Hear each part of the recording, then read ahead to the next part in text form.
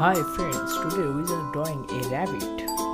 So first sun's color, yellow. So that sun is beautiful. Then is a rabbit color. The rabbit ear color is a dark brown. Sorry, my mistake, dark brown. Then the face color and the body color. The face and body color is light. The body color is like yellow and velvet color is a mixing color is like body color and it's applied.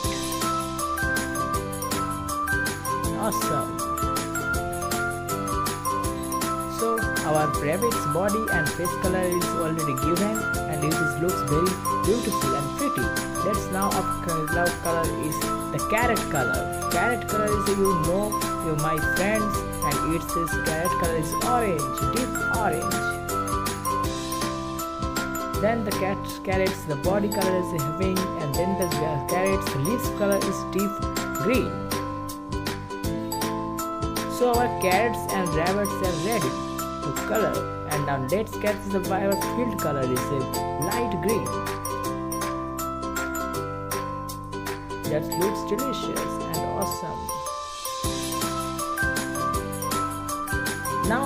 Now this time is the rabbit whole color is dark brown. Pretty.